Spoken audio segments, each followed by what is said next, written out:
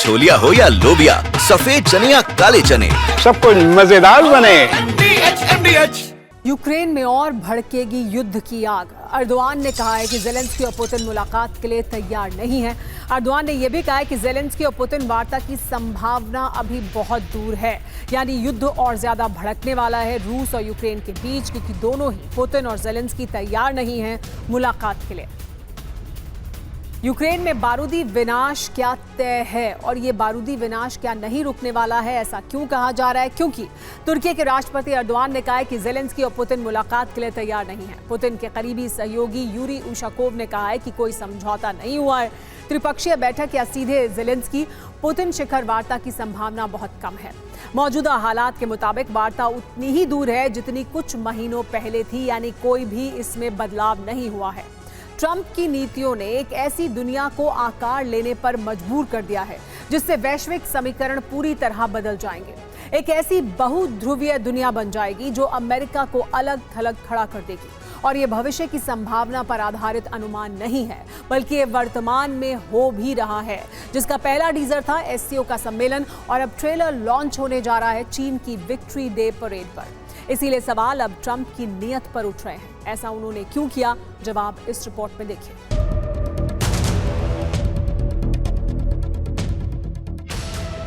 अचानक वैश्विक समीकरण बदल गए। दुनिया में बहुध्रुवीय शक्ति के जन्म की बुनियाद पड़ गई। लेकिन विश्व समीकरण में इतनी जल्दी बदलाव आएंगे, इसका अंदाजा शायद ही अमेरिका की उस जनता ने लगाया होगा जो एक विश्व शक्ति के नागरिक होने पर गर्व करते हैं। तो क्या ट्रंप ने अपनी नीति से सुपर पावर युग खत्म कर दिया? क्या ट्रंप ने ही दुनिया में अमेरिका की प्रतिद्वंदी शक्ति को जन्म लेने की नींव रख दी? प्रश्न इसलिए उठ रहे हैं क्योंकि एससीओ की बैठक में चीन, रूस और भारत के बीच बढ़ी करीबी ने एक ध्रुवीय दुनिया को एहसास करा दिया है। अब विश्वास की बुनियाद पर बहुध्रुवीय दुनिया आकार ले रही है।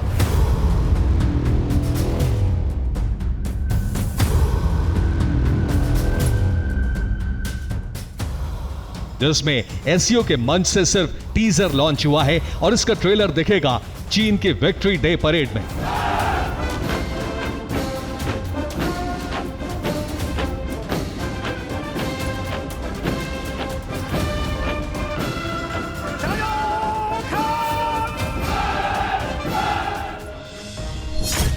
क्योंकि आधिकारिक मीडिया ने जानकारी दी है कि 3 सितंबर को 80वें विजय दिवस में 70 मिनट तक अमेरिका को संदेश दिया जाएगा, जिसमें सैन्य परेड 2 चरणों में आयोजित की जाएगी। पहला चरण होगा सैन्य समीक्षा और दूसरा चरण होगा मार्च पास्ट। इसमें मार्च पास्ट के दौरान जिनपिंग और केंद्रीय सैन्य आयोग के अध्यक्ष कतारबद्ध खड़ी सेना की समीक्षा करेंगे। लेकिन इसके बाद चीन का पावर शो होगा।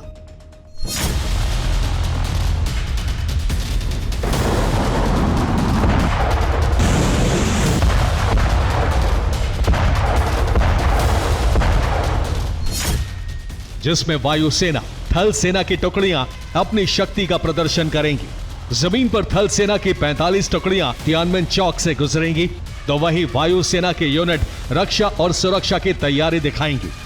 यही नहीं, इस परेड में चीन के घातक हथियारों का प्रदर्शन भी होगा।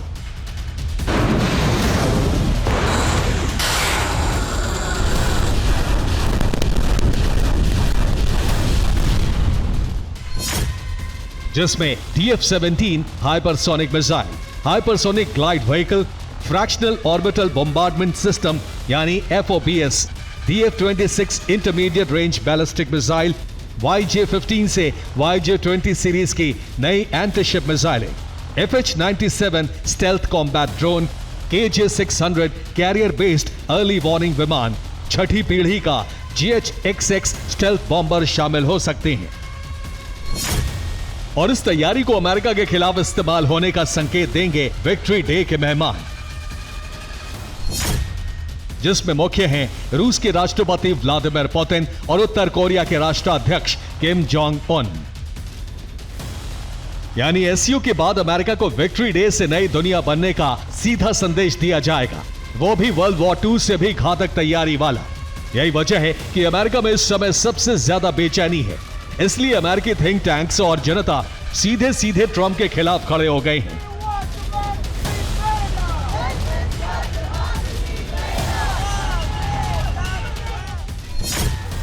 जिसका प्रमाण है ये वीडियो जो लेबर डे के दिन जारी हुआ है। ये शिकागो की तस्वीर है जिसमें ट्रंप के खिलाफ प्रदर्शन हो रहा है।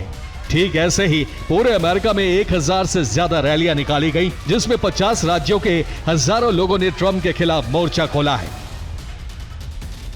और अब यही स्थिति ट्रंप प्रशासन के लिए हॉरर शो बन गई है।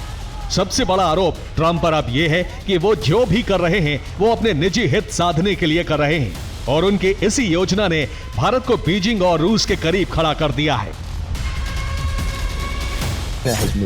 जैक सुलिवन का यह बयान बताता है कि ट्रंप ने अपने निजी हित के लिए अमेरिका की विदेश नीति पर पानी फेर दिया है।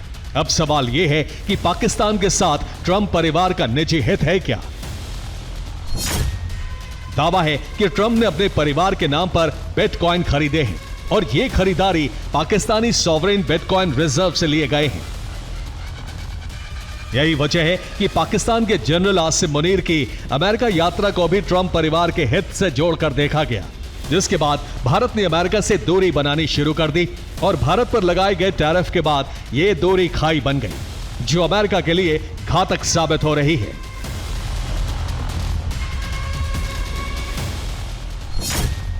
क्योंकि चीन के खिलाफ भारत अमेरिका के लिए रणनीतिक साझेदार हो सकता था। रूस अमेरिका की दूरी पाटने में भी भारत की भूमिका अहम हो सकती थी, लेकिन ट्रंप ने पारिवारिक हित के लिए देश की विदेश नीति को ही ताक पर रख दिया,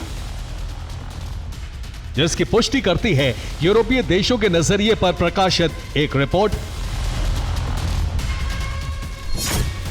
जिसमें कहा गया है कि एससीओ को पश्चिम तानाशाहों का क्लब कहकर खारिज करता रहा है, लेकिन एससीओ के 25वें सम्मेलन ने पश्चिमी उत्तर विश्व के लिए वैश्विक दक्षिण का खाका बना दिया है, जिसमें रूस एक ताकत के रूप में उभरा है, और एससीओ की भूमिका ने दुनिया को बहुध्रुवीय बनाने की बुनियाद कर दी है। कहने का मतलब यह है कि पश्चिमी मीडिया अब मानने लगा है कि एक नई शक्ति का उदय संभव है, और इसका सबसे बड़ा कारण ट्रंप, उनके निजी हित और मनमानी पॉलिसी है। Bureau report, TV9 Bharatvarsh. अब छोलिया हो या लोबिया, सफेद चने या काले चने, सब कुछ मजेदार बने।